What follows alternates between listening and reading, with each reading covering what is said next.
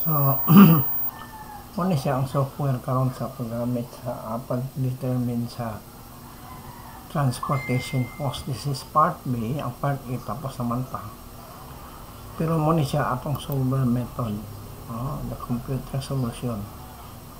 So the first thing to do is you establish the formula, which is this one. Okay, make sure of that. Dayon command na ani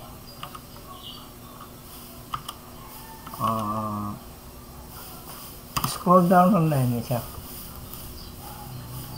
aron it will automatically copy, no? So maghapon siya sum, okay, sum, and then copy, right. Dayon scroll to the right,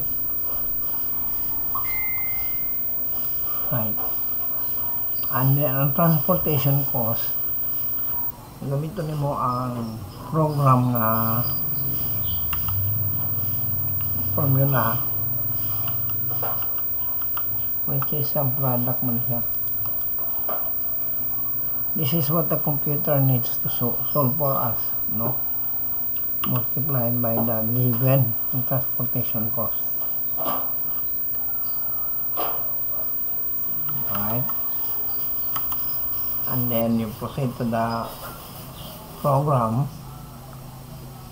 ano ka sa data, and then ano ka sa number, so i-reset sa nato na kung ano mong objective function mo, which is a formula, di ba? And then ang imong changing cell, which is computer na magsulang na for us, no?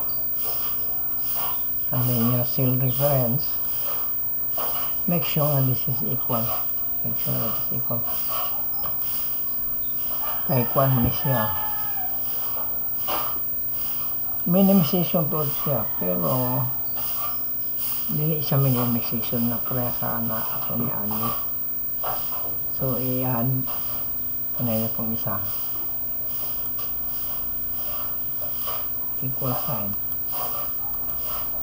then your constraint must be equal with the cell reference,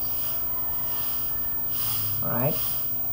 And then make sure that the unconstrained variables are non-negative. So i-click mo na siya da,